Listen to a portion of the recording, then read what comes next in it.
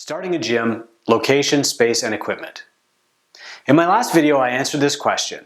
If you were starting from scratch today, what would you do differently? And you can read my list here by clicking the link below this video. I started 2 gyms between 2005 and 2008. One, a personal training studio, went pretty well. The other, a CrossFit box, did not. So here's what I learned about location, space, and equipment.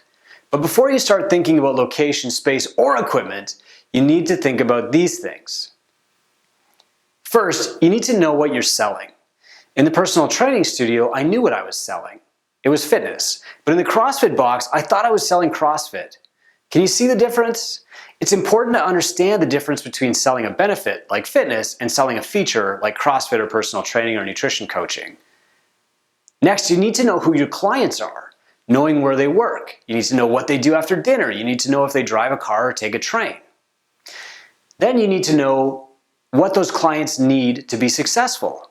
Successful professionals need appointments and classes around their workday, usually before their workday starts. They need showers, they need parking, they need to be able to get to their workplace on time. They need to be able to clear their heads while they're with me. They might not need cheap rates, 60-minute classes, or air bikes.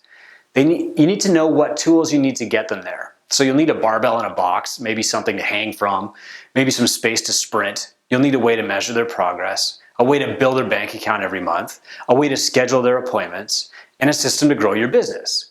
You don't need 10,000 square feet, $50,000 in equipment, and a $5,000 website. People are attracted to results, not gear. You need to know what you're actually selling. You sell coaching. Big chain gyms sell access. Knowing the difference is really important. And you need to know how to scale up one person at a time. I'll talk about that in the next video. Choosing a location for your gym. First, figure out where your ideal clients live and work. Choose a location that's convenient for them, either right next to work, people can't go far on their lunch breaks, or on their way to and from work.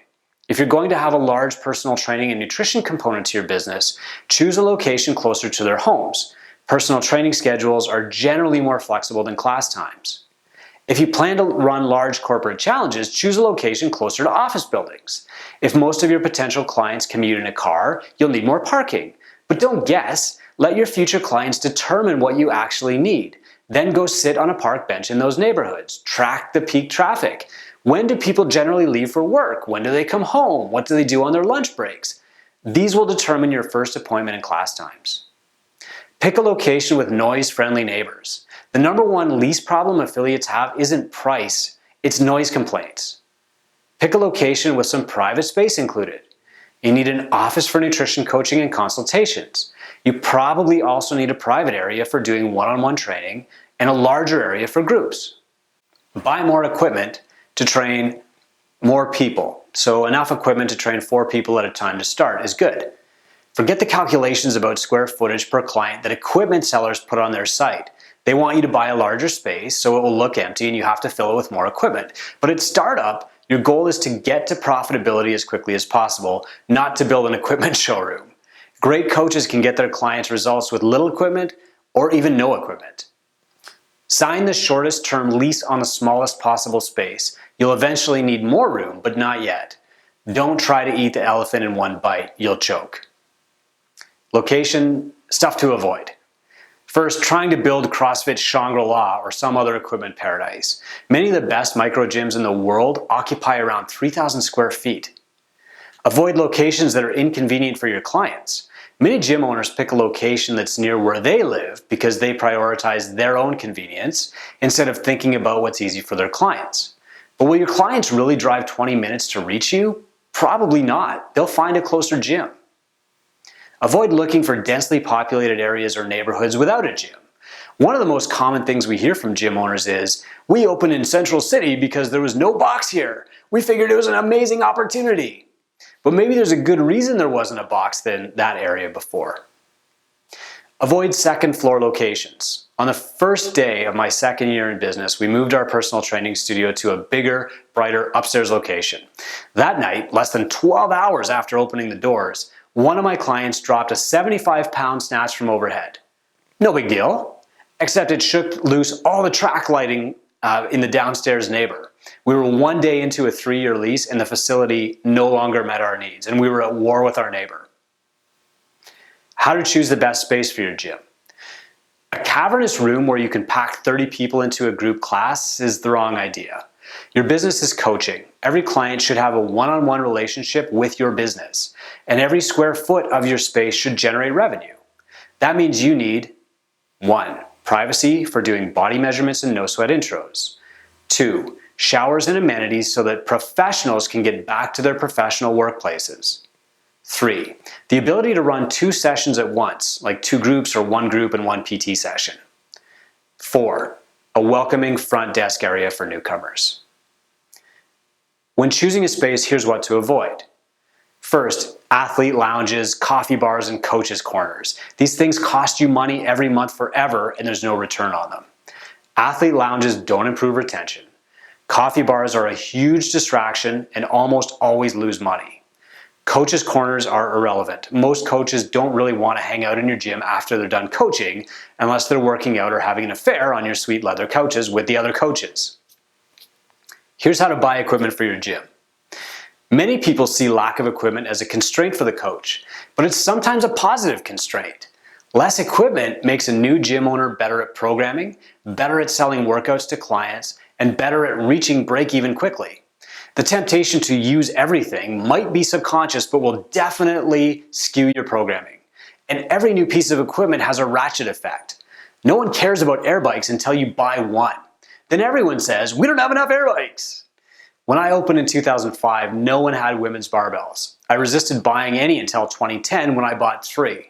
I immediately had to buy 7 more because women who didn't get a women's barbell felt that their experience was somehow compromised, even though there wasn't that problem a week before. Here are some general tips. Start with the results you want to achieve. Then write the programming for your first 3 months. Then write your on-ramp program to prepare people for your class programming. What do they need to know to fit in? Finally, buy the equipment needed for your on-ramp programming and nothing else. Like your clients, you'll scale up in complexity as you go, or maybe you won't. Next, tie every new piece of equipment you buy to ROI. Will 2 new rowers really make you more money? Are people quitting because you don't have enough stuff? These are the 2 only acceptable criteria for buying equipment. Equipment will never attract a new client to your group classes, but if people are waiting around for their turn, you should start planning to buy more. And if purchasing equipment will allow you to sell a different service at a different price, then it might be a good investment. Finance your equipment over the longest term possible. At startup especially, it's more important to free up your cash flow than to pay down debt quickly. You can always pay it off early if you have the cash, but don't martyr yourself to save a few bucks on interest. The best equipment isn't always the barbell. The InBody makes us more money than our rig does because it shows the client what they care about, their progress. When you're buying equipment, here are some things to avoid. First, buying equipment for the sake of owning equipment. People don't care about your equipment. They don't care how fast your barbell spins or how many GHDs you have. They care about their results, and that is all. Avoid catering to gearheads. If someone comes in and says, I'm from another gym up the road and I just want to see what equipment you have, there's a great chance that person is looking to do his or her own workouts instead of receiving coaching. Pass on that person. Your business is coaching, not renting access on your equipment. Avoid the equipment salesperson estimates on how much space you need. You don't need 100 square feet per client per class. It took me 10 years to make my gyms really profitable. But the real cost was poverty, fights with my wife, and missing my kids. The mistakes that I made at startup seemed innocuous at the time, but put me in a hole for a decade. There's no reason for you to make the same mistakes. If you want to start your gym the right way, you can download our free gym business plan template by clicking the link below this video.